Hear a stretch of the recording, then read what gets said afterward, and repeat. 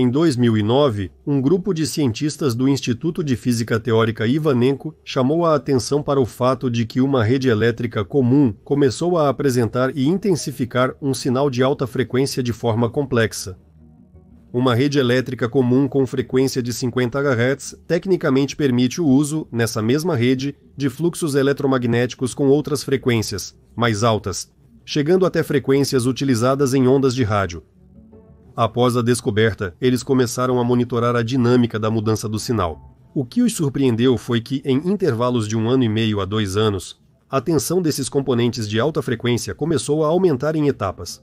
Alguns anos depois, em uma mesa redonda na prefeitura de Moscou, foi relatado que apareceu na rede elétrica um componente de alta frequência de finalidade desconhecida, que está aumentando gradualmente, e que esses sinais, presumivelmente, são criados para influenciar a saúde e a consciência dos cidadãos.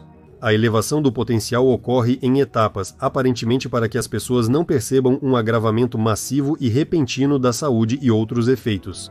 Algum tempo depois das apresentações na prefeitura, o grupo de físicos de Alexander descobriu que a intensidade do sinal de alta frequência havia diminuído pela metade. Experimentadores desconhecidos reduziram o componente de alta frequência de 220 volts para 110 volts, mantendo a tensão usual de 220 volts a 50 Hz. Em 2016, a tensão dessas altas frequências foi novamente elevada para 220 volts, igualando-se à tensão alternada da rede elétrica de 50 Hz. As ondas elétricas de 50 Hz se propagam fracamente no espaço. Quanto menor a frequência, mais rápido é o amortecimento. Por isso, a transmissão ideal do sinal é realizada através dos conhecidos transformadores de rede. Quanto maior a frequência, mais forte as ondas se propagam, transmitindo maior potência através do espaço. Se ondas de rádio forem lançadas na rede elétrica, elas criarão o máximo preenchimento do espaço dentro dos ambientes residenciais com sua radiação. Há dispositivos Wi-Fi que são conectados na tomada e o sinal se espalha uniformemente pelo apartamento, funcionando em ambos os sentidos. Em resumo, se você transmitir um sinal de alta frequência modulado com internet para a rede elétrica da cidade, terá acesso à internet dentro dos limites urbanos e ao longo das linhas de transmissão de energia. Um conhecido das companhias elétricas contou que já é possível instalar um medidor que envia as leituras automaticamente. Bem, é muito conveniente. Aqui estão os resultados práticos do progresso tecnológico com tempo economizado. Porém, com a instalação da conexão com a internet, o medidor poderá executar comandos enviados remotamente, dependendo das funcionalidades integradas a ele. Por exemplo, em determinado momento, é possível enviar alguns sinais, ligar outros dispositivos, coletar informações específicas, até mesmo organizar uma escuta. Se necessário, será possível trocar o cérebro, atualizar o firmware, fazer promoções para substituir os antigos, sem que as pessoas saibam os serviços por trás disso. O mesmo vale para os aparelhos elétricos comuns. Lembramos das mensagens escandalosas sobre como os chineses instalam dispositivos em ferros de passar roupa que funcionam via Wi-Fi. Na prática, implementar esse tipo de internet tem muitos desafios. O sistema será complexo. É bastante previsível que haverá resistência da sociedade depois que isso se tornar conhecido. Como dizem, depois não adianta reclamar. A tecnologia já está sendo usada por sistemas de irradiação da população. Portanto, é improvável que a internet seja implementada através das redes elétricas, para não expor a tecnologia que já está em funcionamento. E se todos começarem a medir e monitorar essa radiação, quanto dano ela pode causar? Se frequências altas forem enviadas por uma onda contínua, elas podem afetar apenas o nível celular, por exemplo, as células do sangue. E como todos sabemos, realmente nas últimas décadas o número de doenças oncológicas aumentou e continua crescendo. O aumento em massa das lesões sanguíneas está progredindo. Existem várias razões que levam a esse resultado. E isso pode ser o mais forte, pois a pessoa fica sob influência constante e controlada. Com a ajuda da modulação de um sinal de alta frequência, é possível obter também sinais de baixa frequência, por exemplo, infrassônicos.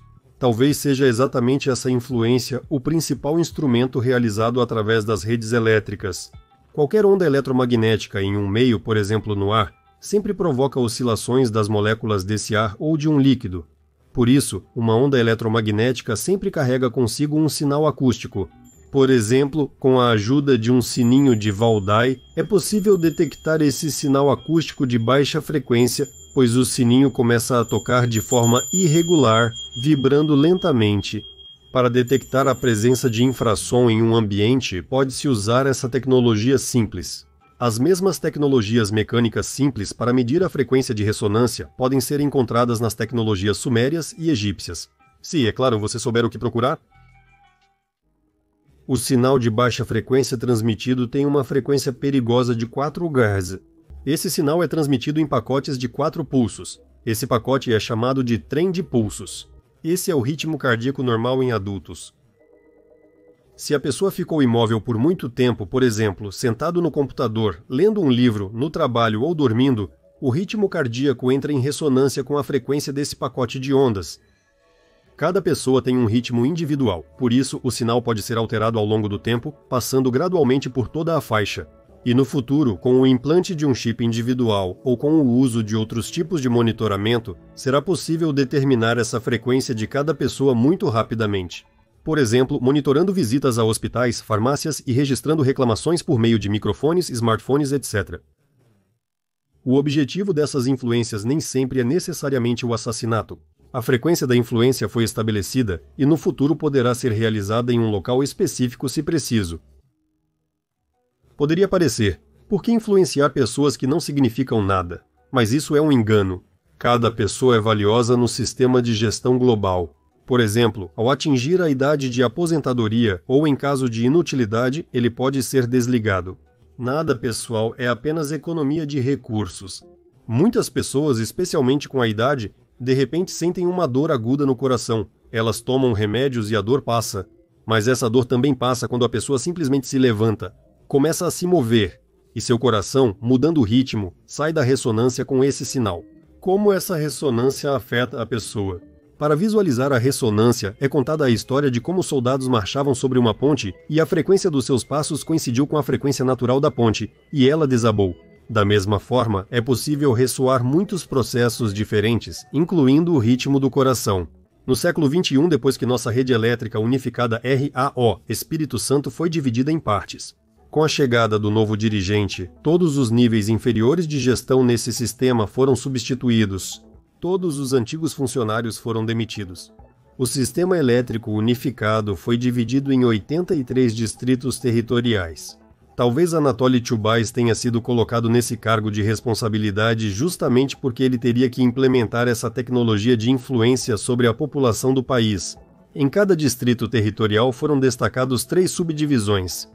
Atualmente, a rede elétrica em cada distrito é dividida em habitação de elite, habitação comum, onde todos nós moramos, e estabelecimentos públicos.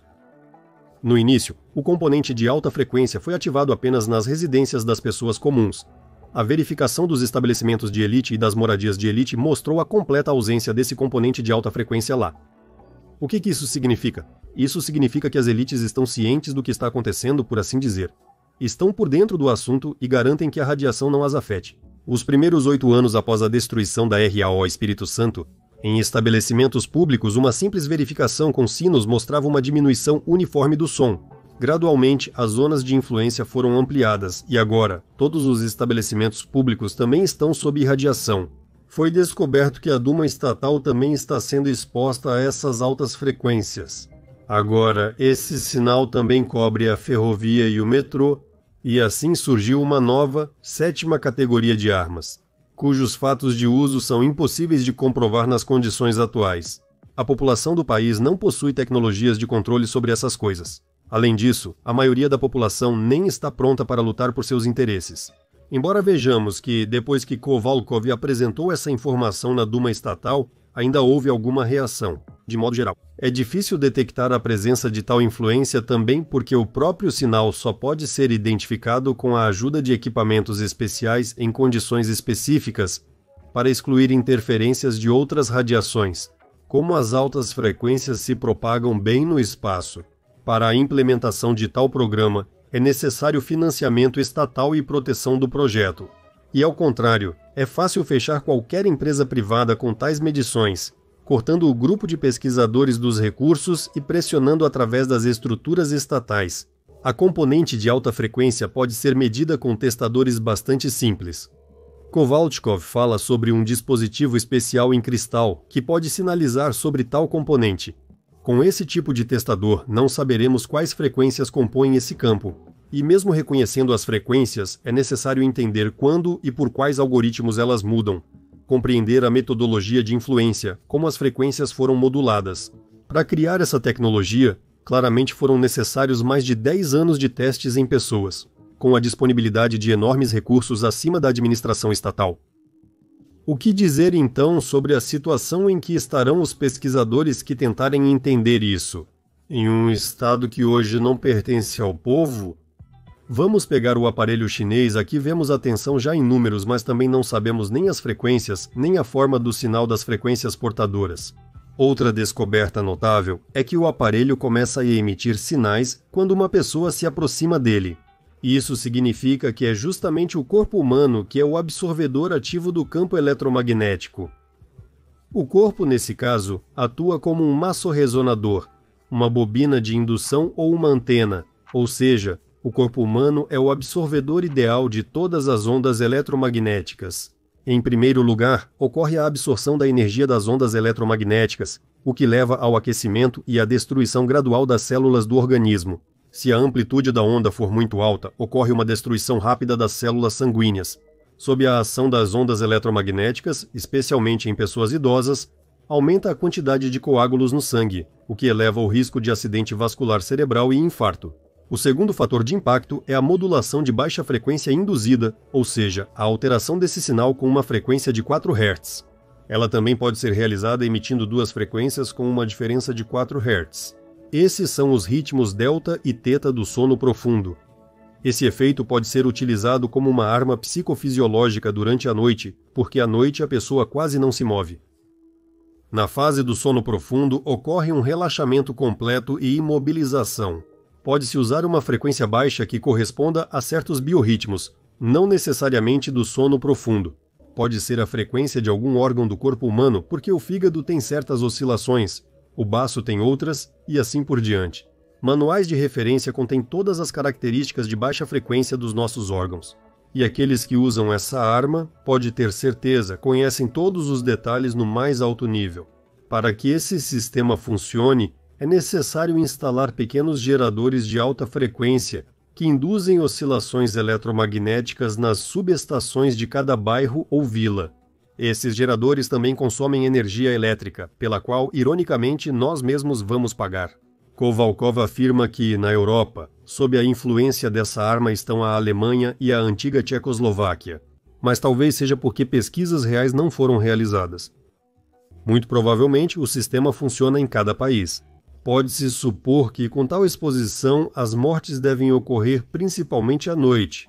E vemos que a esmagadora maioria das mortes por acidente vascular cerebral, que chamamos de infarto cerebral e infarto do coração, ocorre durante a noite. Foi observado que isso acontece com mais frequência em intoxicação alcoólica, pois a pessoa dorme mais profundamente, relaxa mais e os mecanismos de defesa ficam enfraquecidos.